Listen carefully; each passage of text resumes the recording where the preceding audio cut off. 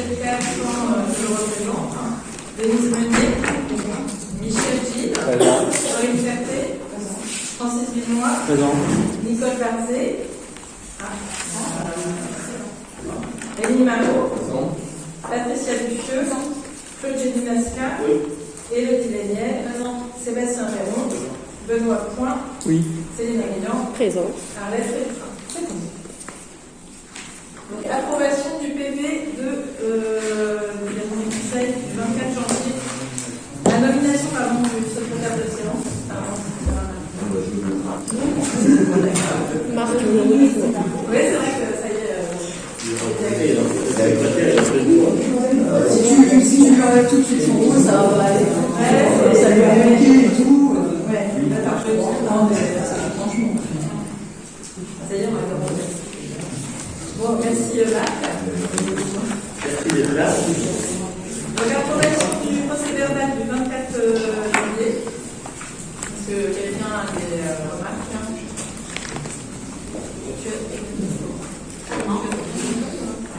Oui, on alors, premier point concernant la prime du pouvoir d'achat. Alors, ce point concerne une prime. Donc, la fonction publique d'État et la fonction publique hospitalière avaient en 2023 perçu une prime exceptionnelle de pouvoir d'achat. Et jusqu'à présent, ça ne concernait pas la fonction publique territoriale. Ce décret de cette prime pouvoir d'achat pour la fonction publique territoriale a été promulgué le 31 octobre 2023. Et donc, il laisse aux collectivités locales le principe de la libre administration pour décider du versement de cette prime exceptionnelle. Alors, les conditions cumulatives pour être éligible à la prime, c'est avoir été nommé par une collectivité territoriale avant le 1er janvier 2023, être employé ou rémunéré au 30 juin 2023 dans cette même collectivité, avoir perçu une rémunération brute inférieure à 39 000 € sur la période comprise entre le 1er juillet 2022 et le 30 juin 2023. Donc, sont exclus du dispositif les agents contractuels de droit privé, y compris les apprentis, les vacataires et les stagiaires ratifiés. Le texte ne prévoit pas de possibilité de moduler cette prime en fonction de l'assiduité ou de la façon de servir ou de tout autre critère. Donc soit elle est due, soit elle est pas due, mais on ne peut pas la moduler en fonction de critères qui seraient adoptés par la collectivité. Pour les agents à temps non complet ou à temps partiel, cette prime par contre est proratisée selon la quantité de temps de travail. Et si l'agent n'a été employé qu'une partie du délai que je vous ai donné, de la période que je vous ai donnée, la prime sera proratisée en fonction également de ça. Alors, le montant maximum de la prime est fixé par le décret et elle doit être dégressive en fonction des revenus. Donc vous avez vu, donc elle va de 300 € à 800 €, qui est le montant maximum de la prime. Alors, moi, je vous propose de bien vouloir valider et délibérer sur le montant que je souhaite au maximum de cette prime de pouvoir d'achat, en respectant bien sûr les dispositions que je viens de vous énumérer et que vous avez de manière très complète dans le projet de délibération. Alors pour la commune, ça représente une somme, une dépense annuelle d'environ 17 000 € auquel il faudra ajouter quand même des cotisations et contributions diverses. C'est pas que. Voilà. Est-ce que j'ai été suffisamment claire? Bon, je ne vous redis pas l'intégralité de la déclaration qui reprend l'ensemble des articles du décret concernant les modalités de versement, les règles de cumul et les proratisations de la prime. Donc les montants ne sont pas modulables? Non. Nous, on décide d'un montant et après le montant il est dégressif en fonction du revenu annuel, mais il n'est pas modulable en fonction, par exemple, de l'assiduité de l'agent. Le décret prévoit que ce n'est pas un critère de modularité ouais. Par contre, il l'est en fonction du temps de travail. Pour attirer. Ce qui semble logique.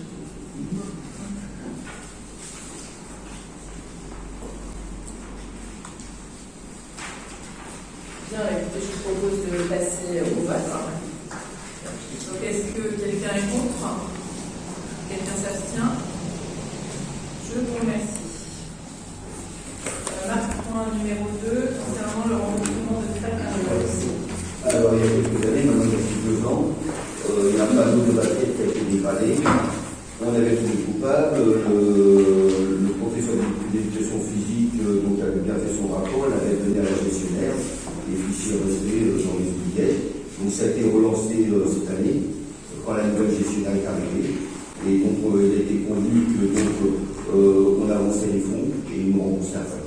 Voilà. Donc aujourd'hui, le devis, si vous regardez dans l'annexe, il est 2057. On peut rajouter des frais annexes, tels que la pause, et puis la sûreté qui va passer pour vérifier si c'est fait dans le cadre de dollars, et surtout au niveau de la sécurité. Alors, est-ce que quelqu'un est contre? Sur les rentrées d'argent. Quelqu'un s'abstient? Je vous remercie. Alors, point suivant, la cession de biens communaux.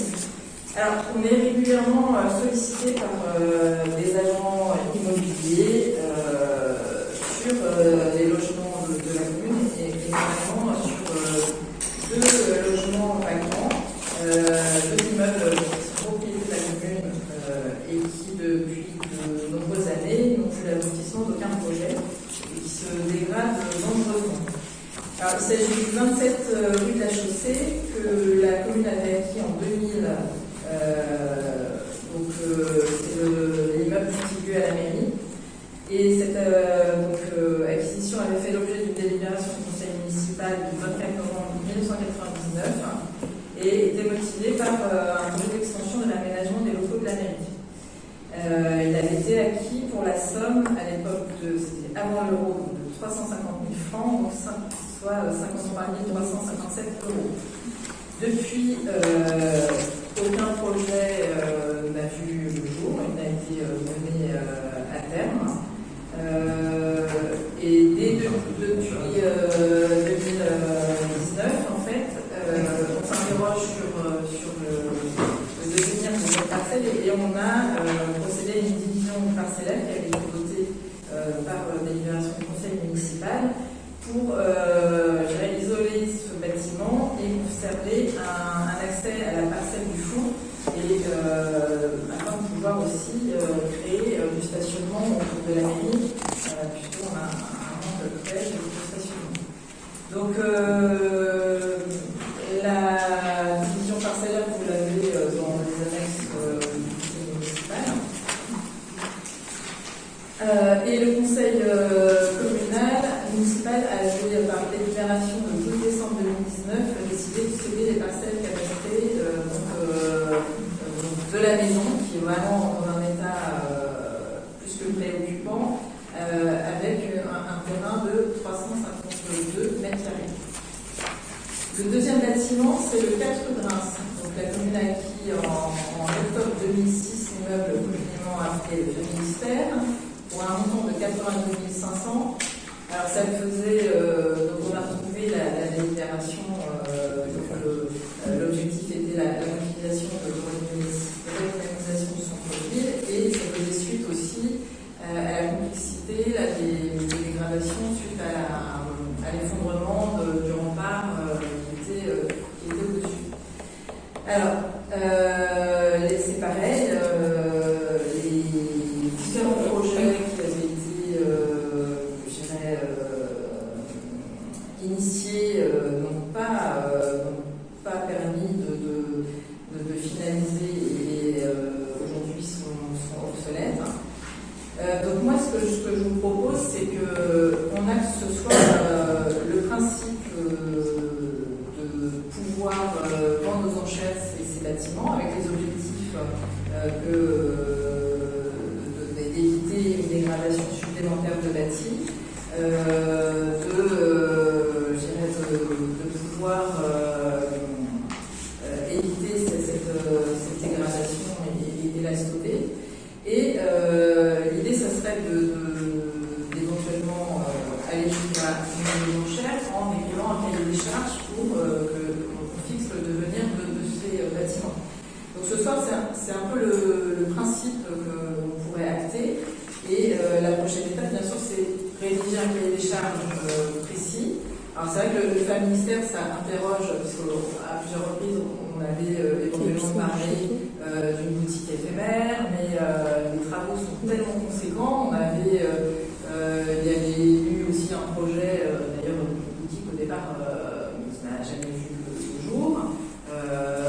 Il y a eu des projets aussi avec des organismes sociaux qui n'ont pas abouti, puisque l'équilibre financier d'un tel projet est quand même très difficile à obtenir. Donc, ce sont des bâtiments donc dans le programme Petite Ville de demain, dans le diagnostic préopérationnel sur l'habitat. Ce sont des choses qu'on va étudier de près.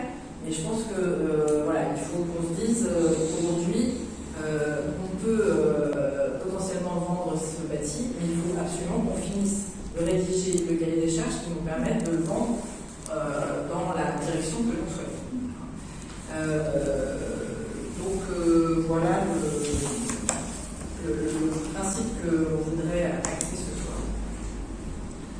J'avais une question par rapport au conseil du mois d'octobre. Vous nous avez donné justement un dossier sur les petites villes de demain dont il apparaît dessus pour une réhabilitation. Et je voulais savoir pourquoi en 4 mois de temps ce changement de position. Alors c'est pas un changement de position, parce qu'il est dans les petites villes de demain. Dans la fiche action Petite Ville de demain, oui. Il est clairement dans la description de l'action redit les enjeux du projet: réhabiliter le patrimoine communal vacant et dégradé, valoriser le secteur centre-ville de la commune, limiter l'évolution de la dégradation de la commune, libérer la commune de la charge foncière. Bah oui, mais je veux dire, il est quand même au centre-ville de la commune. C'est ce qui est marqué dessus. Et vu qu'on veut faire une redynamisation du centre, est-ce que c'est une bonne idée ou pas? Mais c'est pour ça que ce soir, on acte le fait qu'il faut absolument qu'on réfléchisse, mais il ne faut pas que ça prenne encore 10 ans, cette réflexion sur ce bâti, parce qu'il se dégrade vraiment dangereusement. Et donc, libérer la commune de la charge foncière, ça veut dire potentiellement qu'on peut prendre la décision de le vendre. Donc, pour moi, d'indiquer dans la fiche action Petite Ville de demain clairement notre objectif, c'est de se laisser cette possibilité-là. Peut-être que la mise aux enchères, c'est pas une bonne idée, mais sauf qu'on a eu plusieurs personnes qui sont venues visiter et qu'aujourd'hui, on n'a pas trouvé acquéreur sur ce. C'est bizarre. Alors, comment ça se passe la mise aux enchères? C'est quoi? C'est le prix des domaines et ensuite ils partent de cette base-là? C'est à nous ça sera à nous de fixer, c'est-à-dire qu'il y aura une estimation par les domaines, de toute façon tout bien vendu par la commune. Et puis, nous, on mettra aussi une somme. Prix de réserve. Voilà, un prix plancher, c'est-à-dire qu'il ne faudrait pas qu'on vende le bâti moins cher qu'on l'avait acquis. Donc, il faut, et avec un cahier des charges, l'idée, ce serait quand même de garder un commerce sur Parce qu'en fait, sur le cahier sur la fiche des petites villes de demain, en plus, c'est marqué logement touristique. Et c'est vrai que des Airbnb ou des choses comme ça qui marchent potentiellement bien, est-ce que ce ne serait pas aussi une bonne idée pour ce logement-là? On n'a pas d'argent. On est déjà engagé dans la réhabilitation d'un autre bâtiment dégradé qui est rue d'Échelle, et sur lequel là on a un projet qui a été écrit en partenariat avec Aide Tourisme pour la création de gîtes qui pourraient être portés. Maintenant, là, on a vu, on avait travaillé, on n'avait pas travaillé au premier projet, parce que c'était la municipalité précédente, qui avait travaillé pour la mise en place reste un commerce. Nous, on avait travaillé avec l'Opal, et l'Opal nous faisait payer encore un montant non négligeable, et ça devait être corrélé avec une autre action. Ça ne semblait pas à l'époque acceptable. Donc voilà. Donc là, c'est acter le principe, qu'on réouvre et qu'on retravaille sur le projet. Et ce principe peut aller jusqu'à... Et pourquoi, enfin, ma question c'est aussi, pourquoi vendre aussi vite et aux enchères? Aussi vite, depuis 2019, bon, vite, c'est pas très vite. Oui, bah et alors, on n'est plus à 1 ou 2 ans près. Hein. Mais c'est qu'aujourd'hui, on a quand même des... Et est-ce que c'est lié, est-ce que c'est lié au 27 rue de la Chaussée a été complètement désossé. Aujourd'hui, dans ce bâtiment, il y a juste des poutres qui tiennent les murs. Et on a... Et il n'y avait vraiment personne pour le racheter, ce bâtiment, avant. Personne. Il est en vente depuis longtemps. C'est vrai? Moi, je peux Alors visiter. là, ça permet... Il est en vente depuis quand? Il y a 7 ans. Il est en vente depuis quand? quand? Celui par plusieurs architectes, plusieurs cabinets d'architecture, et ils étaient intéressés. Mais quand c'est un bâtiment qui est complètement désossé, il faut l'acheter pour rien, carrément un euro symbolique. Ils ont fait des propositions, ça n'a pas pu être accepté. C'est ça qui est terrible, c'est que... Oui, mais il est à vendre depuis quand? 2019. 2019. Il semblerait surtout que le principe de la vente aux enchères puisse amener une vente à un prix plus élevé que si on établit le... Est-ce que tu es sûr de ça? Voilà, ça c'est... Attention. Je connais les ventes aux enchères. Est-ce que tu es sûr de ton coup? Parce que moi, je suis pas sûre. Si vous voulez. Après, bon, il s'appuie sur des exemples de ventes qu'il a déjà réalisées de cette manière-là et pour lesquels les adjudications sont faites largement au-dessus du prix de réserve. Alors maintenant, je connais bien il y a un plancher. C'est pas une obligation. Hein, mais voilà, on fait, nous, si on fait un prix de réserve, on sait au minimum, on touchera ça, sinon la vente ne se fait pas. Et puis après, le cahier des charges, ça permet de dire ce qu'on a envie d'avoir à cet endroit-là, et puis c'est tout. Ça change pas grand-chose. Hein. On prend un peu de risque et on voit qu'aujourd'hui, en fait, notre mise en communication et en publicité de ces deux bâtiments aujourd'hui n'existe pas. La mise aux enchères, ça permet aussi de faire de la publicité sur ce bien. On met un cahier des charges sur notre objectif de devenir de ce bâtiment et on met un prix plancher. Bon, alors peut-être que, voilà, en mettant ces deux garde-fous. Bon. Et donc le prix plancher, c'est le prix d'acquisition. Il faut qu'on le définisse ensemble. De toute façon, là aujourd'hui, on a que le principe. Ça peut être ça. Dans l'idée, c'est ça. À minima, oui. Le plancher, c'est le prix minimum. Le prix qui est indiqué là, prix d'acquisition à l'époque. Quand on va avoir si on a un énorme écart, mais bon, a priori, l'estimation des domaines à l'époque tournait à peu près aux alentours de ça. Donc, ça nous permet d'avoir une garantie et l'idée c'est que 82 500 euros. soit pas perdant. Bah si c'est vendu en dessous du prix des permis. Est-ce que ça coûte cher le fait d'avoir un bâtiment en impôt foncier ou je sais pas des choses comme ça? On paye la vacance. Et c'est assez élevé. Non, mais déjà rien que la dégradation et l'entretien à minima, aujourd'hui. Ça fait 3 fois qu'on fait passer couvreur à côté, à droite à gauche, pour essayer de stopper les fuites qui apparaissent. Et sans parler du lierre qu'on a du mal à faire entretenir sur les districts du château. C'est un vrai problème compliqué.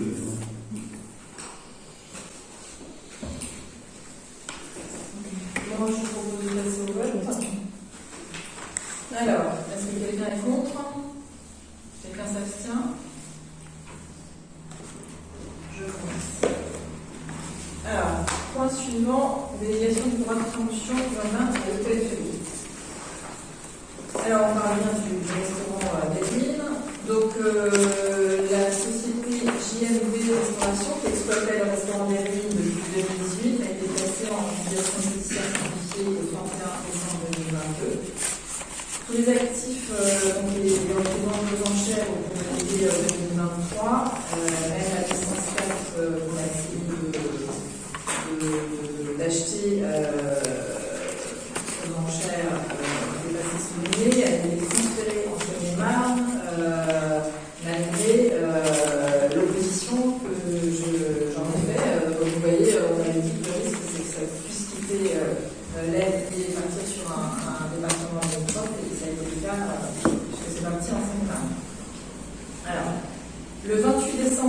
2023, on a reçu une déclaration d'intention d'aliéner pour la cession de l'immeuble, avec une modification de l'habitation, puisque l'objectif des repreneurs serait d'en faire une maison d'habitation.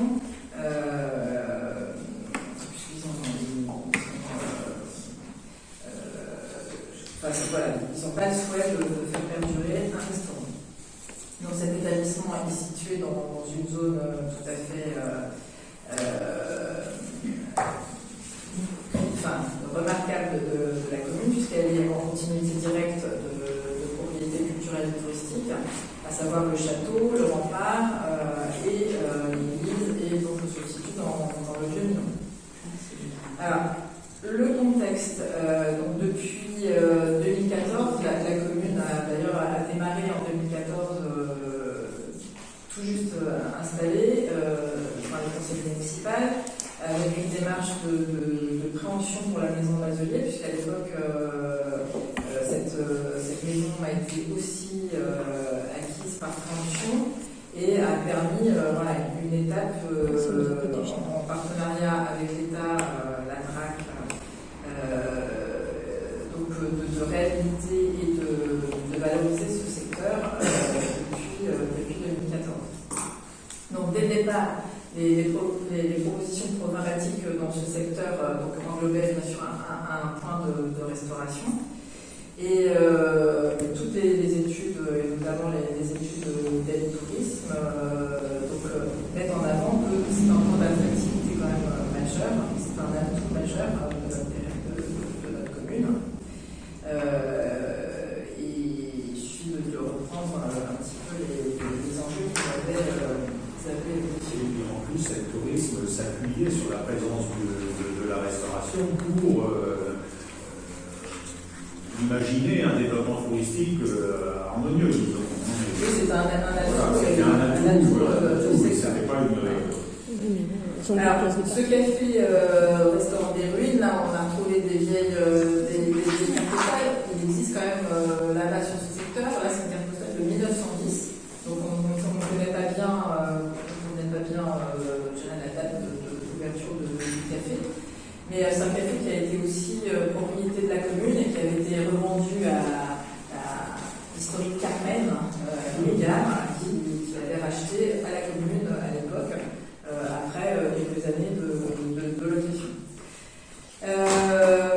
Donc, ce contexte fait que ça me semble assez inenvisageable de laisser partir un restaurant en habitation parce qu'on perdrait la dynamique du secteur et donc dynamique qu'on aurait du mal à retrouver sur ce point d'attractivité important. Alors, on pourrait, si à partir du moment où la commune envisage l'achat du bâtiment, on pourrait le faire via l'établissement public foncier de Loine et de l'Aisne, que vous avez déjà rencontré. Donc on avait parlé en commission activité économique. Vous avez aussi dit le mois dernier, quand on avait annoncé qu'on ne passerait pas en délibération au dernier conseil des ruines.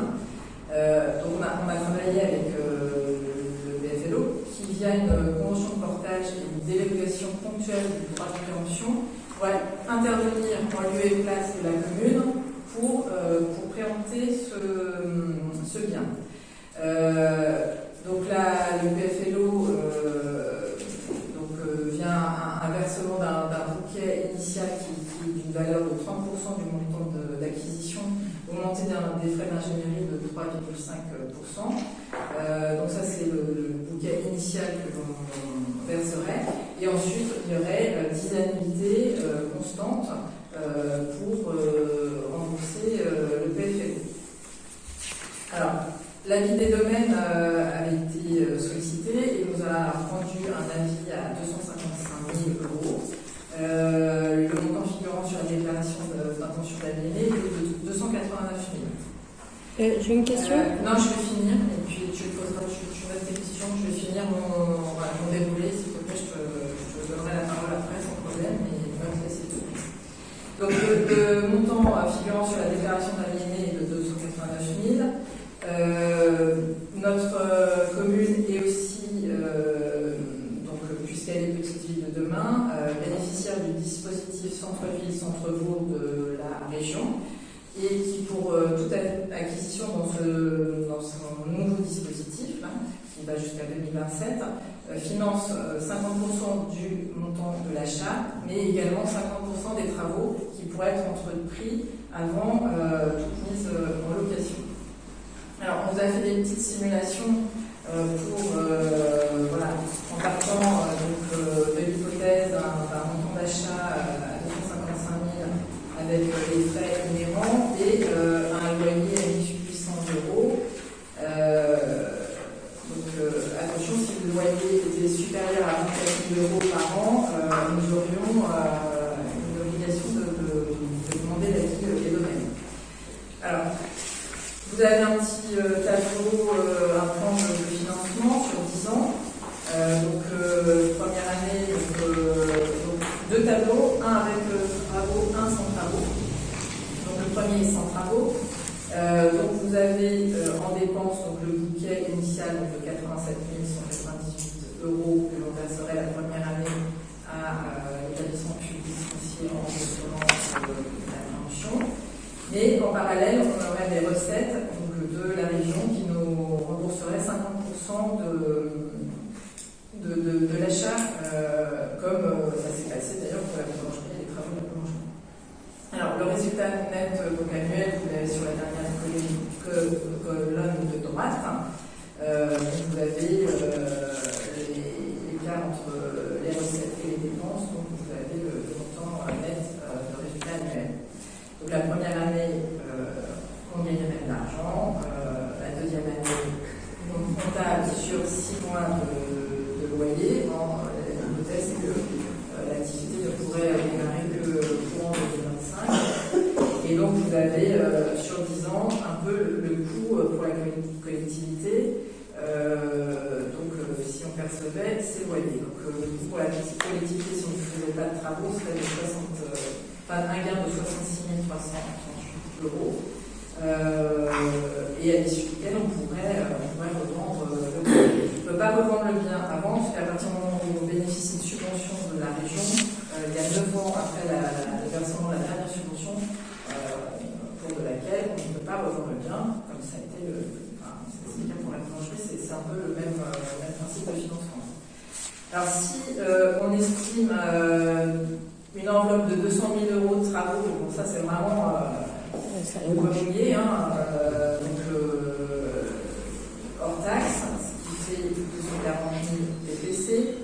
Nous avons donc le même tableau de financement. Donc vous voyez à l'issue des 10 ans, le coût pour la collectivité serait de 34 291 €. Et pour un bâtiment qui serait propriété de la commune, réhabilité et qu'on pourrait aussi revendre. Donc par ces dispositifs, le coût et le risque financier pour la commune est plutôt relatif et pas énorme. Alors, ça c'est pour vous rassurer sur les capacités de financement de la commune et de l'organisation du financement. Concernant ce qui peut nous interpeller le plus, c'est de se dire le risque, c'est de ne pas trouver de repreneur. Voilà. Comme le risque de la boulangerie, je pense que sur les boulangeries, c'est encore pire en ce moment dans le contexte actuel que pour les restaurateurs. Le risque, c'est de se dire est-ce qu'on a une capacité de trouver un repreneur. Donc on a demandé une petite étude flash à la Chambre de commerce et d'industrie. Vous l'avez en annexe des pièces du Conseil, qui a fait un bilan sur les indicateurs. Et je vous relis simplement sa conclusion. selon les données étudiées, il y a un potentiel pour qu'un restaurant traditionnel puisse à nouveau exister en plus de l'offre de restauration rapide déjà présente dans la commune. L'offre commerciale de ce restaurant devra se singulariser de ce proche concurrent, mais aussi et surtout être attractif au-delà de la famille. L'étude montre que la rentabilité et la viabilité de cet établissement dépendra de sa capacité à attirer cette clientèle complémentaire située à 15 km de la Perpignan. Pour ce faire, cet établissement devra fournir d'importants efforts de communication pour valoriser son offre, mais aussi son emplacement privilégié aux portes des ruines du château de la Perpignan. Alors, on sait aussi que la commune pourra bénéficier de l'accompagnement de N-Tourisme pour retrouver un repreneur. Alors, je voulais vous donner à votre connaissance aussi qu'aujourd'hui, il y a un repreneur qui est intéressé. Alors, qui m'a pas fait une lettre d'intention, que j'aurais dû communiquer, mais qui m'a fait un mail tout à l'heure par l'intermédiaire d'une tierce personne qui a rédigé pour lui le mail, parce qu'ils sont très pris en ce moment. C'est un restaurateur parisien, puisqu'il y avait le salon du vin et qu'ils n'ont pas pris le temps de formuler autre que les grandes lignes que je vais vous lire. Donc c'est deux partenaires, Rémi Lebon, qui est chef de restaurant chez Fernand, donc rue Guissard dans Paris 6e depuis 27 ans, et précédemment chez Guy Martin et au Plaza Athénée à Paris. Et James Torillon, qui habite Villers-Cotterêts et qui est directeur de salle du restaurant Le Mai chez Fernand depuis 3 ans, et qui était précédemment responsable de salle du restaurant L'Évasion, qui est un bistrot gastronomique à Paris 8e pendant 10 ans. Alors, il souhaite reprendre le restaurant des ruines à la Ferté-Milon. Alors, ce restaurant est situé sur un site remarquable, mis en valeur par la réalisation du Barbie. Il profite donc d'un emplacement et d'un environnement exceptionnel. Ce restaurant est une belle opportunité à un moment où la région profite d'un essor touristique grâce à la création de la Cité internationale de la langue française. Une offre culinaire supplémentaire de qualité dans la région serait bienvenue et répondrait au développement touristique à une demande de la clientèle régionale. La renaissance de ce lieu convoité par un chef soucieux de mettre en valeur la qualité des produits locaux et une bonne cuisine de terroir. Enfin, l'attachement familial de James Torillon à la région et l'envie de Rémi Lebon de sortir de Paris et de se lancer dans une nouvelle aventure culinaire. Il nous redonne des propositions gastronomiques, donc les principes à appliquer au restaurant des ruines, respecter une cuisine de saison, des plats exclusivement faits maison, mettre en valeur les atouts du territoire, la forêt, le gibier, les vergers, indiquer sur la carte la provenance de tous les produits, s'approvisionner avec des produits frais auprès des maraîchers, cultivateurs et producteurs de la région, proposer une carte des vins français de champagne locaux sélectionnés auprès de petits vignerons à des prix accessibles. Il donne des propositions de plats, potage de légumes de marché, périne de foie gras, escargot en saison, œufs cocottes, crème de cèpe, etc.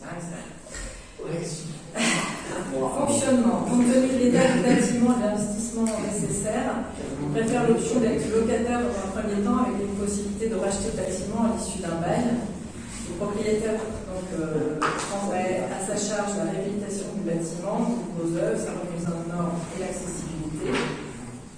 Et le temps des travaux leur permettrait de se désengager progressivement de l'activité parisienne pour se concentrer sur ce nouveau projet.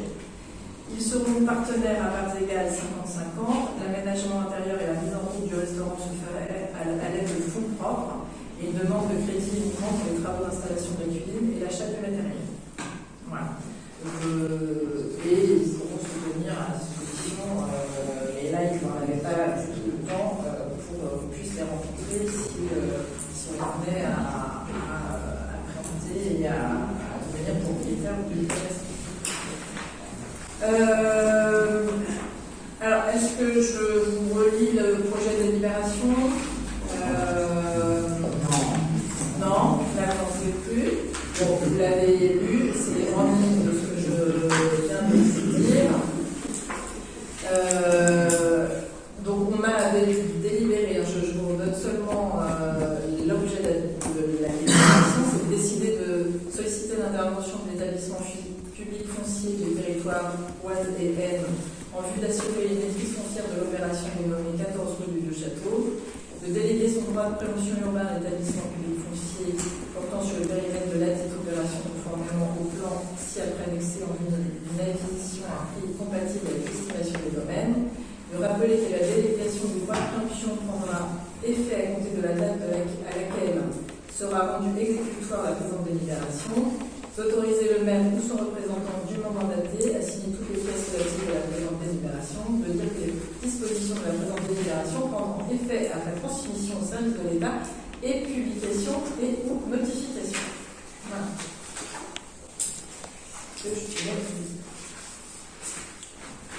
Oui, j'avais une question à propos du prix 255 000 €. Est-ce que la propriétaire est d'accord pour le vendre à ce prix-là? Aujourd'hui, nous, on délibère sur notre capacité à préempter. Ça veut dire que notre volonté de demander à l'EPFLO de préempter à notre place. C'est l'EPFLO qui va négocier avec la propriétaire. Et si elle refuse, admettons? Alors, s'ils refusent, Oui. qu'ils ne se mettent pas d'accord sur un prix, Oui. ils peuvent casser la vente. D'accord, ok. Ok, d'accord. Parce que j'avais fait une petite recherche et j'avais vu que le restaurant de la gare, que tout le monde connaît en face, a été vendu à 280 000 € il y a 2 ans. Donc, est-ce que la propriétaire sera d'accord ou pas? Là, aujourd'hui, nous, on a une estimation des domaines sur ce jeu de la négociation. Pour l'instant... En fait, on est sûr de rien, en fait. Ah, mais c'est la prévention, c'est le principe de la prévention. On joue à la... Aujourd'hui, moi, ce qui me semble important, c'est on voit que tous les indicateurs nous disent qu'il y a un potentiel réel et ce serait une aberration J'ai pas dit le contraire. couper la dynamique qu'il y a pas dit le contraire. sur le château. Il y a un repreneur intéressé. On a cette possibilité de dire qu'on veut garder un restaurant. Ah, mais je suis d'accord. Voilà. Bon, après, bien sûr que... Il y a un risque quand même. Je veux dire, peut-être que ça peut ne pas aboutir. Mais D'accord. aujourd'hui, on stoppera le fait que ça devienne une habitation. D'accord. J'avais une deuxième question aussi. C'est concernant les travaux. Parce que vous nous avez parlé de 2005 pour les travaux. Donc ça veut dire... 2025. 2025, merci. 2025. Donc vous comptez qu'en 12 mois, les travaux sont faits avant qu'il y ait un repreneur ou... Il faut essayer, oui. À partir du moment où on reprend, il faut essayer de faire... Donc dans les 12 mois, il faut qu'il y ait les travaux qui... juste après qu'on l'ait acheté, il faut que les travaux débutent. Il faudra aller vite, oui. D'accord, ok. J'avais juste une question. Et les travaux pour la boulangerie, ils ont duré combien de temps? Ils ont duré longtemps, puisqu'on a attendu très longtemps les autorisations de subvention. D'accord. Et du coup, là, on compte aller beaucoup plus vite. Non, ça va. Ok. Mais je pense que c'est des travaux qui n'ont pas la même mesure que ceux de la branche. La même ampleur, non, C'est pas du tout la même. 200 000 € quand même, c'est quand même des travaux. Non, mais c'est 200 000 €, c'est vraiment la fourchette, une fourchette très haute. Parce moi, que... ça me semblait important. Est-ce qu'il y a Si devrait, je peux terminer. Ah bah depuis tout à l'heure. Voilà. Non mais c'est on pose des questions, on écoute des réponses. Bon, sinon on ne pose pas de questions. Donc l'enveloppe des 200 000, c'était pour vous donner, je dirais, une enveloppe importante et vous montrer un plan de financement. Voilà. J'aurais mis 50 000, tu m'aurais dit ah bah non, il y a les 50 000, il n'y a rien. Ah bah ça c'est sûr. Voilà. De nos jours, on fait pas grand chose. Voilà. Rien que les huisseries et... Ça c'est sûr.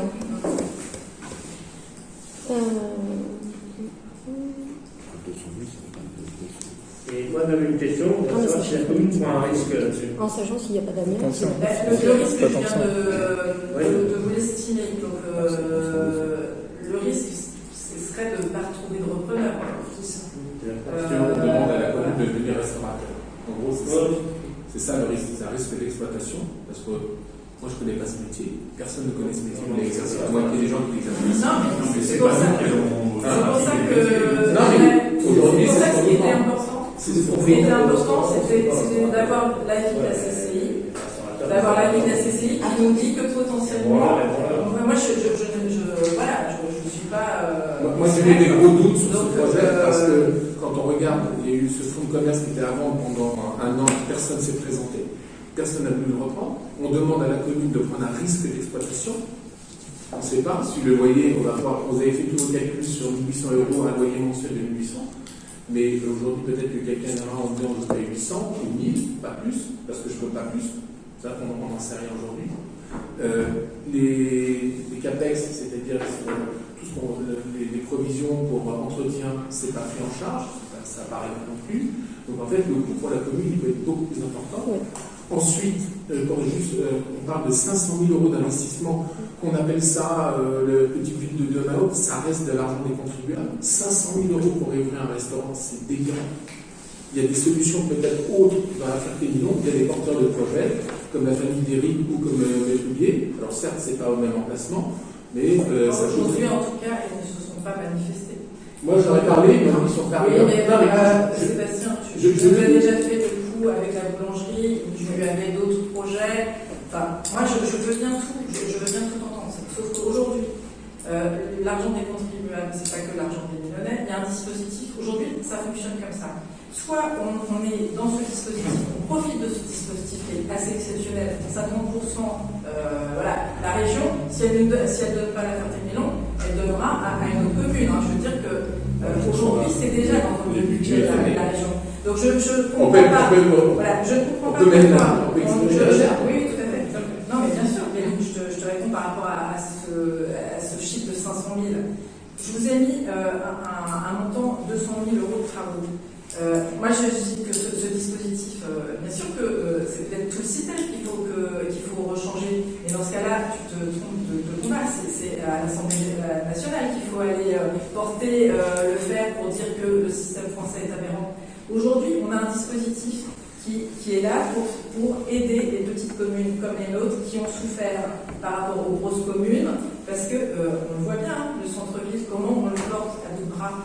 Aujourd'hui, je prends l'exemple de la petite surface. Si la commune ne s'était pas battue, on n'aurait plus rien à faire bien. Non, mais c'est déjà très intéressant qui rejoint. Je ne dis pas que c'est la panacée. Ça rejoint la première délibération qu'on a prise ce soir sur celle du pouvoir d'achat. Parce qu'on se fait taper quand on est entrepreneur, il y en a certains ici autour de cette table, on n'arrête pas de payer pour un résultat qui est médiocre. Voilà, c'est tout. Et moi, quand je représente un autre avis, on n'a pas besoin de tout ça. Et c'est pas ça, donc on fait quoi? Il y a des porteurs, moi je pense que c'est. Non, il ne faut pas dire qu'il y a des porteurs. Tu viens de dire à l'instant qu'il n'y en avait pas pendant un an. On dépense trop en France. On dépense trop. Non, mais ça veut dire quoi? Ça, c'est de la théorie. Non, c'est pas de la théorie, c'est du concret. Oui, mais vas-y, tu dis toi-même qu'ils ne sont pas venus, les porteurs de projet. Si, pour moi, ils sont avec un budget moindre, c'est tout. Tu pouvais déjà, ça fait quelques mois quand c'est à vendre, c'est passé. La preuve que aucun repreneur ne se soit manifesté, c'est que ça signe. C'est comme là, on a une échéance parce qu'il y a déjà un repreneur particulier, donc on a 2 mois pour préempter. Donc là, on est un peu acculé. Ça fait quand même déjà 1 an que c'est à vendre. Donc je vois pas pourquoi. Là, tout à coup, tu t'excites. Parce que toi, tu t'occupes du commerce. Je dis simplement. Mais si, toi, tu t'occupes du commerce. Mais trouve des acquéreurs. C'est à toi de faire en sorte que ça marche. Moi, en tout cas, je suis acteur ici de tourisme à la Ferté-Milon. On est de plus en plus de gens à avoir des chambres d'hôtes. C'est-à-dire que donc, on a une action touristique à mener. Là, ici, dans le haut, en tout cas, avec l'hôtel Racine, ça fait à peu près une dizaine de chambres. 12 de chambres, pardon, ça fait 24 personnes. Ça fait 24 personnes qui cherchent à manger, qui cherchent à manger. Ça, c'est ceux qui restent à la Ferté-Milon. Il y a un Airbnb qui va se faire à Rudera, donc une maison exprès pour ça. Donc, de plus en plus, on le sent bien avec la cité, les gens nous demandent. Nous, on n'a rien à leur proposer en tant qu'acteurs du tourisme. Et là, on va avoir des réunions justement à propos du tourisme. Ça, c'est un problème. Il faut que ça bouge. C'est vrai que c'est cher, mais il faut que ça bouge aussi là. C'est-à-dire que c'est pas contradictoire avec le pouvoir d'achat, etc. C'est un vrai problème. Bah oui. Mais là, on a une décision à prendre et je pense que ce serait vraiment déraisonnable qu'un lieu comme cela ne soit plus un restaurant et que ce soit un particulier. Ça, je pense que là, on a vraiment un acte à faire et surtout, toi qui t'intéresses au commerce, vraiment, je pense que tu devrais être acteur. Depuis 1910, je voudrais pas être le maire qui aura fermé le restaurant.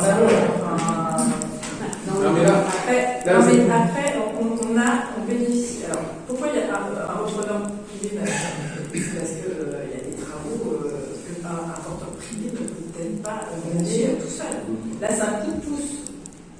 Il y a peut-être deux coups par des projets qui pourraient être. Enfin, aujourd'hui, personne ne s'est manifesté, Sébastien, et c'est qu'aujourd'hui, là, il y a urgence. Mais alors, on a 2 mois. Mais moi, je pense que propriétaire la concurrence n'est jamais mauvaise. Tu t'assois toi sur 39 000 La euros? concurrence n'est jamais Franchement, mauvaise. tu vends ta Et, baraque, tu t'assois sur 39 000 euros, c'est une voiture neuve. L'ouverture de la boulangerie, Enfin, le Narval me dit 30% d'augmentation de son chiffre d'affaires. Je pense que malheureusement, Noël, le charcutier, la fermeture d'Aurélien va l'impacter négativement. Donc on voit bien que la dynamique et la fréquentation augmentent la capacité économique et un dynamisme commercial. Je pense que la concurrence ne nuit pas. Aujourd'hui, la concurrence, c'est juste une restauration qui n'est pas On a vu dans les résultats de l'étude qui a été faite par la CCI et ils ont dit entre une moyenne basse, une hypothèse basse, moyenne et haute, on était entre 350 et 450. Si tu prends l'hypothèse moyenne, c'est 400 000 euros. Sur 270 jours ouvrables à peu près, parce qu'il faut tirer les samedis, les week-ends et les fermetures obligatoires, ça veut dire qu'il faut qu'un restaurateur réalise 1 500 euros de chiffre d'affaires par mois. Avant de fermer, Hélène faisait 300 000 il y a une petite dizaine d'années et il y a 10 ans correctement de chiffre d'affaires. mais il y a 10 ans et maintenant, il y a Non, une mais différence. moi je suis arrivée. Aujourd'hui, tu avais 7 ans. Parce que sans eux, ils n'auraient pas fermé les anciens s'ils se faisaient tant de chiffre d'affaires. Le fait une émulation du château, vous avez vu le nombre de Pourquoi ils auraient fermé? Parce qu'aujourd'hui, tu veux aller manger à Villers-Cotterêts, tu n'y arrives pas. Longpont, c'est plus grand que la Fermière? Non, c'est plus petit. 2 restaurants qui fonctionnent. Donc, je pense. Alors pourquoi celui-là il a fermé? Si ça marche. Il y a des millions Non, mais je suis désolée. Si ça marche, pourquoi il a fermé? Excuse-moi. Tu y allais manger la voiture? Bah oui, j'y suis déjà allée manger plusieurs fois. Et donc après, Merci pour ce débat. En tout cas, ceci dit, s'il y a d'autres projets de café et tout ça, ce serait génial. Bah oui. Dans d'autres lieux, ce serait Non, génial. mais ça veut pas dire que la Mais propriétaire, du coup, il y a elle une fois- s'assoit une sur fois- 39 000 euros. Moi, perso. une fois que c'est voté, il n'y a plus de bouée de sortie. C'est forcément pendant 9 ans, ça reste dans le patrimoine de la commune. Oui. À partir du moment où on Même utilise si les subventions région, on ne peut pas revendre, à moins de revendre, de rembourser les subventions. Oui, si on peut, on remboursera les subventions. D'accord. Et puis, Comment On achète quand même le clé prise. C'est long et c'est quand même un coût total 500 000 Mais euros, on grosso n'a pas modo, parlé du loyer, là. avec un risque. parce que si la il propriétaire avait augmenté le n'y prix, a pas le moyen loyer, avec potentiels futurs futurs exploitants, de les contraindre ou les associer pour partager le risque financier.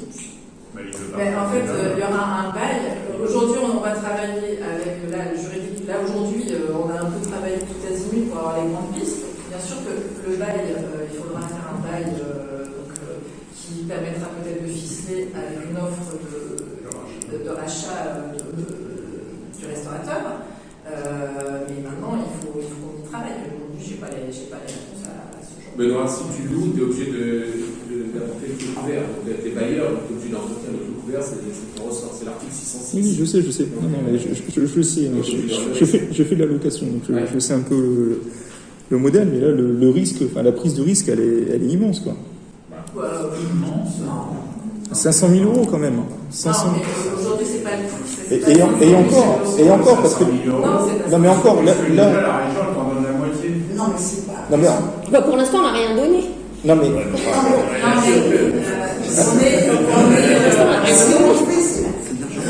C'est de l'argent public. C'est nos impôts. C'est nos impôts. En fait, c'est ce que C'est l'argent des Français, c'est l'argent des millionnaires, c'est l'argent. Je ne vois pas pourquoi la carte non, concrètement, cet argent-là, c'est soit ici, soit ailleurs. Et de toute façon, l'enveloppe, elle est. Les impôts, tu les payes qui à l'État. Donc les financements, ça vient de l'État, donc ça vient de tes impôts. Je suis bien d'accord. Mais dans ce cas-là, c'est ce que je disais, c'est que vous vous trompez de Mais non, je ne pas de je présente Mais non. la députation qui sera menée ce combat à l'Assemblée nationale. J'ai hâte de voir ça. L'argent, que ce soit Moulon ou que ce soit Villers-Cotterêts, il y a quelqu'un qui va l'avoir. Mais bien sûr, Ah oui. Mais c'est l'argent public. Je suis d'accord, mais si tu veux, c'est décidé comme ça, c'est comme ça. Donc que ce soit de Alors l'argent attention, public ou de l'argent. c'est pas une gabegie pour voilà. Aujourd'hui, c'est de l'argent pour redynamiser. Si aujourd'hui la région met cet argent et assigné un certain nombre de communes, c'est parce qu'ils croient que ces communes peuvent redynamiser et nous, on a un potentiel. En sachant qu'on a une population qui diminue. Oui, mais bien sûr. Parce qu'on a 2050 l'État personnes. nous a pris des beurs. Alors après, juste faire C'est attention. exactement ça. J'ai pas entendu. Après, juste faire attention quand même, parce que l'analyse de la CCI, c'est sur un potentiel de restauration dans le centre-ville. Hein. C'est écrit. Hein. Non, c'est un potentiel de restauration. Enfin, ils ont mis l'image des ruines, c'est le restaurant des ruines. Ils ont parlé de la proximité du château, ils disent Ça, c'est dans les. ils parlent de sites patrimoniaux remarquables. Alors justement, en plus, c'est un site patrimonial remarquable, ils le mettent à 250 000 euros. Alors moi, je comprends pas. Au départ, il a demandé 240 000. Enfin, sur la page 11, c'est C'est les écrit. prix qui ont augmenté ces derniers mois. Enfin, l'étude, elle concerne le restaurant des ruines, voilà. Après, il suffit d'être baladé sur l'esplanade du château pour voir le nombre de personnes qui passent et qui, aujourd'hui, ne peuvent s'arrêter nulle part parce qu'il y a plus d'endroit pour se restaurer. Hein. Bah, même en centre-ville, hein. Enfin, par le tacos. Après, si ça peut être un endroit en plus. Et puis le boulanger qui fait des sandwichs, mais en ville, il n'y a pas de restauration. Vraiment un restaurant. Mais c'est pour ça, c'est que. On va dire, si on rentre dans l'aspect financier, c'est vrai qu'il y a un dispositif qui est en place, qui est intéressant. Mais moi, j'imagine pas, avec le travail qui a été fait sur l'esplanade, les remparts, les 40 000 places qui sont réparties, de dire aujourd'hui, on va mettre un coup de froid, enfin, j'imagine pas, je veux dire qu'il y a le niveau du tourisme qui ne doit pas démarrer. Ouais, mais le problème, c'est que c'est le parking. Le départ depuis plusieurs années, c'est d'avoir une esplanade et des remparts, c'est bien pour quelque chose, c'est pour faire venir le tourisme. Donc, ouais, mais justement, tu as supprimé des places de parking devant. Les gens, c'est aussi ça. Tu supprimes Bon, des allez, moi, places je de pense parking.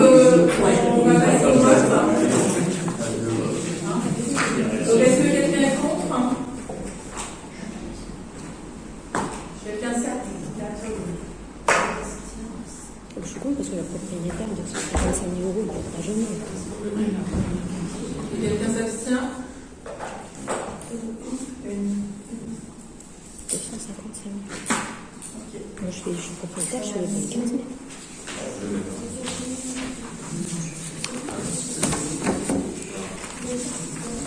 Et puis là, si la propriétaire veut ça, ça veut dire qu'ils sont obligés de le vendre, de le racheter à 280 000 euros. Donc ça veut dire que le 1800 euros vont passer à 2 000 euros par mois. Donc tu imagines 2 000 euros plus les travaux, plus. Après, je suis pas d'accord. Mais tant que tu n'as pas l'accord de la propriétaire, quand la propriétaire avait dit oui, je m'inscris là,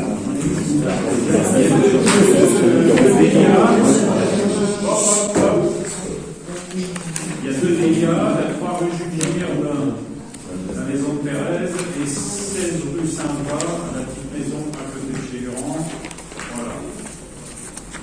Vous avez décrit.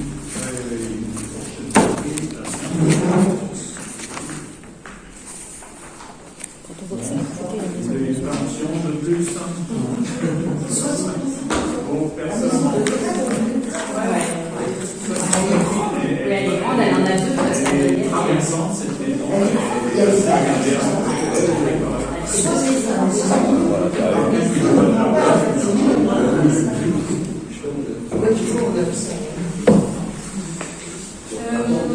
Il y a eu des questions diverses. Ah, pardon. Oui,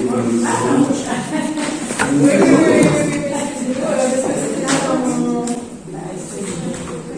Oui, la marche j'ai des choses sympas à dire pour le coup. Ouais. Oui, alors je vais vous dire, comme vous le savez, on est labellisé terre de jeu, et à ce titre-là, nous sommes obligés de faire des actions, et on est même sollicité pour faire des actions. Donc, j'ai été contacté, nous avons été contactés par le CCRV, qui veut travailler avec nous jusqu'au 17 juillet, qui est donc la flamme olympique qui arrive à Villers-Cotterêts. Mais entre-temps, on voudrait que tous les mois, il puisse se passer quelque chose à la fertilité. Donc, le 2 et 3 avril, il y a la compagnie qui s'appelle Pile-Poil. C'est un chef qui s'appelle Pile-Poil, qui va venir donc pour faire des spectacles, des vivants, c'est-à-dire qu'en fin de compte, il va y avoir 2 acteurs qui vont prendre les spectateurs en otage et qui vont être à un moment donné l'acteur principal.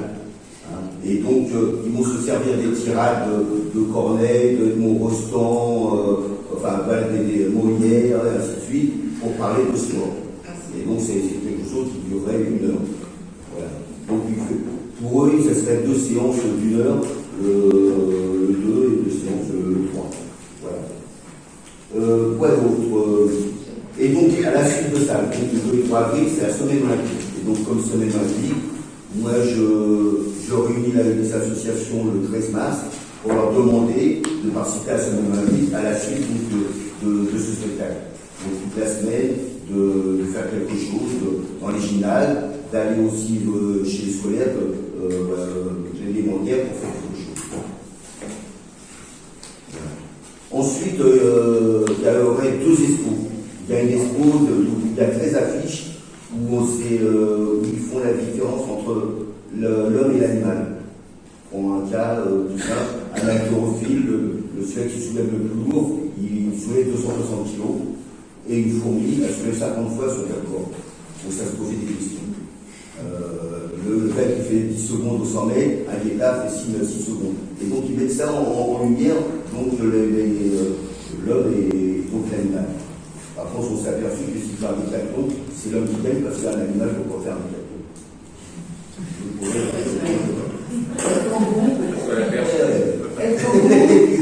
Voilà. Un sanglier, ça fait du chemin.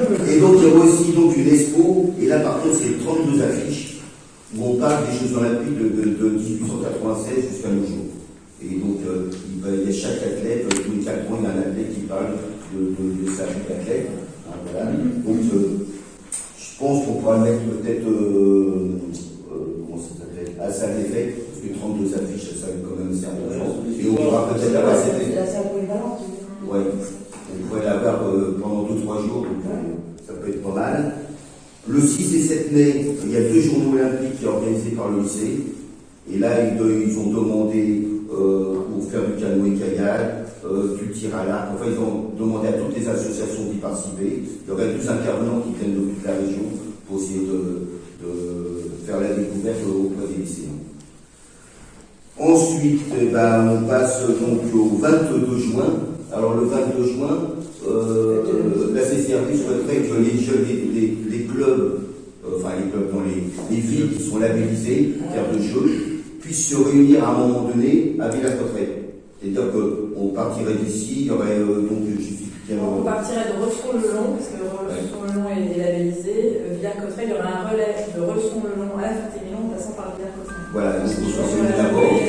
Voilà, donc que ce soit à pied ou en vélo. Voilà. Et moi je suis d'Artagnan. Voilà. Et donc se retrouver là-bas. Et donc le soir, ce serait le soir. Le soir c'est la Saint-Jean, donc il faut que ça se terminerait à la Saint-Jean à la Ferté-Milon. À la Ferté-Milon ? Oui. On n'a pas encore organisé la Saint-Jean. Voilà.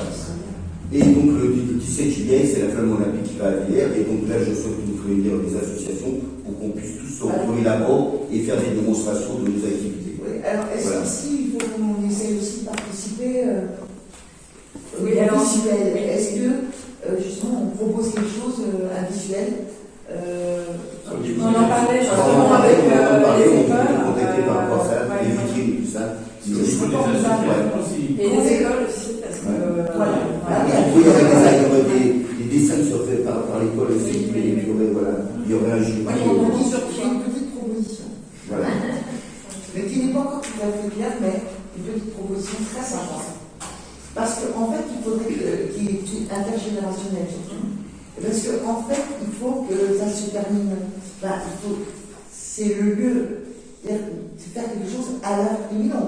Hein, on est bien d'accord. Donc, et puis pour terminer, donc la cerise sur le gâteau, donc il y a la fédération indienne qui vient du 4 juillet au Tatou, voilà, à Ferté-Lyon, et puis il y a déjà des villes comme Saint-Quentin qui m'ont demandé de les amener chez eux pour voilà, les montrer un petit peu partout, donc quand même il y a une championne olympique.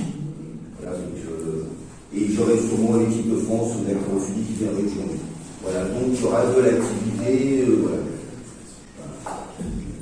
Oui, si vous avez des idées.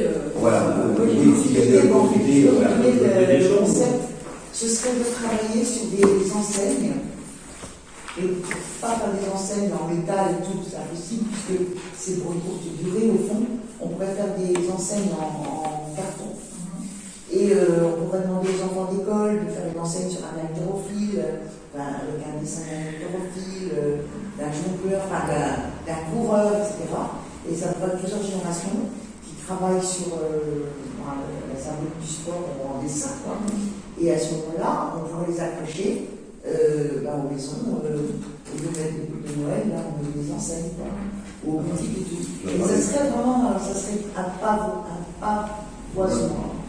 On m'a parlé d'un haltérophile, donc pour terminer sur l'haltérophilie, Rolf Mayer, donc c'est le nom de ma salle, est décédé donc l'année dernière. Donc ce monsieur était cadre technique, il a fait 3 fois les Jeux Olympiques. Donc, comme je le connaissais bien, je lui ai donné le nom de la salle. Et en contrepartie, il m'a dit le jour que je pars, je te ferai don de mon vitrail. Et il a un vitrail qui fait 3 mètres sur 2. Ce vitrail, il était sur le fronton du gymnase de Roubaix. Et quand ils étaient abolis, donc le gymnase de Roubaix, Rolf Mayer habitant à côté, on lui a donné. Et donc, il y a eu des problèmes dans la famille, donc ce vitrail a été mis aux enchères, mais son fils l'a racheté pour nous donner. Ah, sympa. Voilà.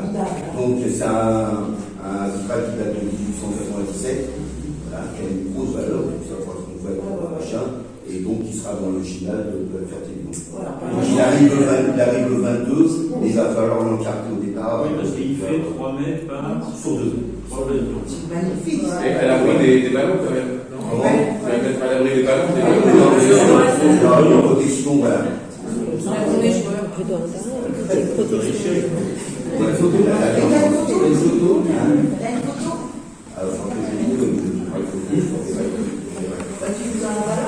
Je sais pas si je l'ai là. Ah ouais. Non, ça c'est ma cicatrice.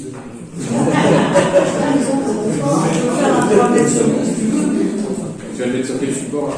Et ben, tu vous mets ça sur quel Sur le mur, mais il faut trouver un moyen de le protéger. Marc, pour la fédération indienne, ils s'entraînent ici, c'est ça? Oui, ils vont s'enchaîner pendant un mois. Et ils seront hébergés à l'hôtel Racine. Et j'attends aussi la fédération polonaise qui m'ont demandé aussi. Par contre, j'ai déjà des gens de Villers-Cotterêts qui m'ont envoyé des messages en disant qu'ils étaient prêts à héberger des athlètes et des gens. Donc, voilà, donc à mon avis, les jeux arrivant, il y a beaucoup de gens qui vont solliciter. Est-ce qu'ils vont travailler un peu pour la MRTN là, pour porter les Ça, c'est des Indiens. C'est un moyen de faire un programme d'entraînement. Voilà. On pourrait les mettre dans une grotte. Alors, il y avait des questions. Bon, donc il y a quand même une chargée de mission à la communauté de communes pour animer les coordonnées. Parce qu'en fait, le point d'orgue, ça va être le passage de la flamme olympique le 17 juillet dans le château de Villers-Cotterêts. Et donc ça sera un peu le point d'orgue d'animation. Alors, il y avait une question sur. Alors, j'aurais voulu avoir des précisions sur le fait qu'une personne ait pu se servir dans les matériaux ayant été financés par l'argent public. Ceci devait être utilisé pour la deuxième tranche des travaux. Donc, j'imagine. Il C'est toi qui as mis, oui, c'est Oui, c'est moi qui ai mis la question, oui, parce que j'y étais. Alors, je vous fais un petit rappel historique. Les mairesses qui ont les dernières maisons avant la porte de Bourneville possédaient donc 2 tours et puis le mur qui se situe entre les 2 tours, plus un autre petit morceau qui est vers le château. Ils ont cédé la propriété de ce mur pour l'euro symbolique à la commune, ce qui a permis de répondre, de pouvoir entamer les travaux sans problématique de propriété, puisqu'on avait été retenu par la mission Berne pour avoir un financement.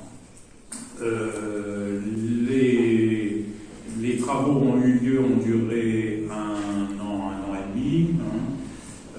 Ils ont provoqué beaucoup de problématiques pour les mairesses, puisque leur jardin a été complètement chamboulé, etc. Il était convenu qu'à la fin des travaux, tout soit remis en état, ce qui est assez logique. Il se trouve que M. Mérès a préféré faire lui-même les travaux. Et il a donc, en connaissance de cause avec l'entreprise, pris le sable dont il avait besoin, il le reconnaît, il n'y a pas de problème là-dessus, il ne s'est pas caché. Et alors j'ai rencontré M. Mérès et je lui ai suggéré que la prochaine fois, quand il aurait besoin de quelque chose, il demanderait à l'entreprise qu'elle lui apporte les matériaux nécessaires. Voilà. Mais bon, il n'y a aucun vol de matériaux, etc., dans la mesure où il ne s'est absolument pas caché pour le faire. Et puis, je pense qu'on doit beaucoup à la famille Mérès plutôt que des reproches à leur faire. Voilà. Mais bon, ceci dit, je pense que c'est normal qu'on ait besoin d'avoir des choses au clair. Je suis tout à fait d'accord sur la demande de précision. Bah oui, c'est normal. Je suis passé pour faire le blague, c'est 2 brouettes. Pardon ? 2 brouettes ? Alors moi j'ai des photos, c'est pas 2 brouettes de sable. Tu peux envoyer les photos, s'il te plaît ? Non, mais il y a des photos de... Je vais envoyer les photos à tout le monde, il n'y a pas de souci. Donc c'est pas 2 brouettes de sable. On va pas se battre pour quelque chose, c'est bon quoi. C'est pas rien. C'est l'argent du contribuable, encore une fois, je suis désolée.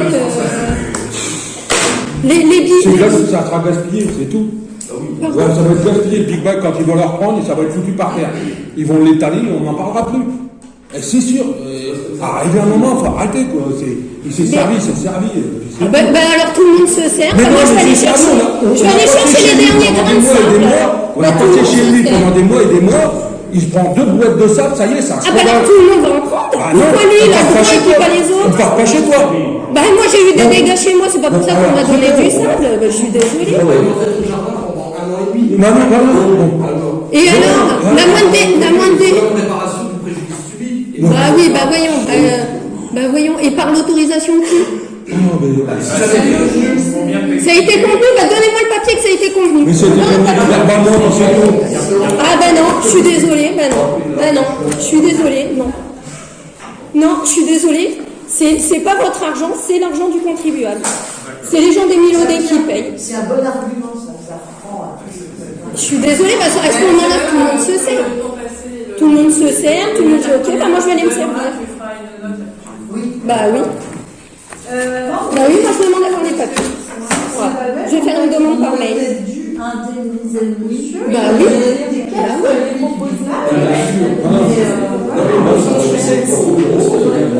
Non, mais sur le principe, il faut que les choses soient claires, on l'a toujours été. Non, c'est pas clair. Ça a été clair avec l'entreprise. Non, c'est pas. Donnez-moi un papier qui me dit que c'est clair avec l'entreprise. Donc c'est l'entreprise. Ok, c'est l'entreprise. Je note, c'est l'entreprise. Je note. T'as jamais été sur les chantiers, c'est ça. T'as jamais été sur les chantiers. Excuse-moi, je suis pas une voleuse. Non, mais je sais pas, moi je suis pas une voleuse. Peut-être que toi tu voles sur ton chantier, c'est ton problème, mais pas moi. Quand j'étais sur les chantiers, tu voulais quelque chose. C'est pas drôle. Ça s'appelle la validée en fait. Eh bien écoute, je vais aller chercher les derniers sacs qui restent. Eh ben tu peux y aller, tu veux prendre un dépôt des chantiers. Mais où ? Bon, attends, j'ai été inondée, on m'a rien donné. Il y a eu déjà du vol sur la commune. bon, voilà. Bon, on met des pare-fous. Mais On sécurise. là, ce n'est pas du vol. On vient de dire que c'était convenu avec l'entreprise. Enfin, je pense que c'est pas la peine d'en faire Si. d'affaire d'État. Bah si. Bah si. Je suis désolée, la prochaine fois tout le monde se sert et tout le monde dit ok, d'accord, j'ai démerdez-vous. Je vais aller chercher les pierres, j'en ai besoin. Du sable, t'appelles l'entreprise de elle, et puis ils vont te donner du sable. Bah, je vais leur téléphoner, je vais leur donner. Bon, on a déjà répondu dans la fiche de demain sur l'ancien ministère. Y a-t-il un lien entre les projets de vente de biens et le projet d'acquisition d'anciens restaurants des ruines? Est-ce l'idée que la vente des biens correspond au rapport envisagé? Non, il n'y a pas de lien, mais je vous l'ai expliqué tout à l'heure, c'est surtout que c'est l'image de bâtiments qui se dégradent dangereusement et qui ternissent aussi l'image de la commune.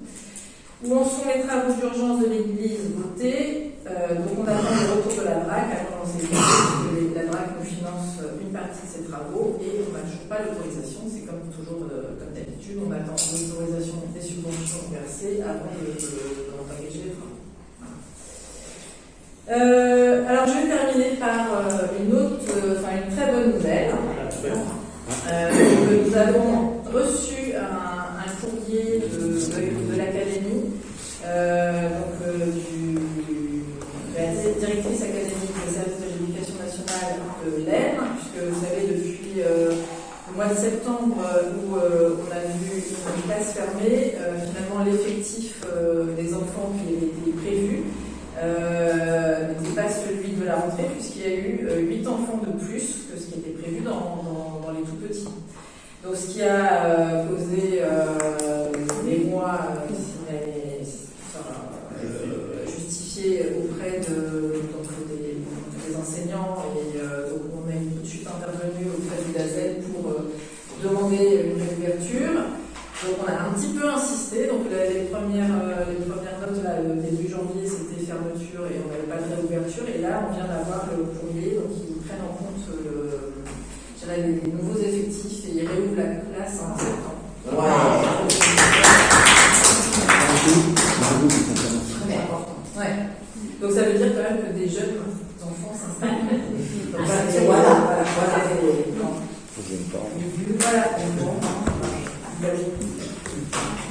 Et bien écoutez, je vous propose de closer la séance.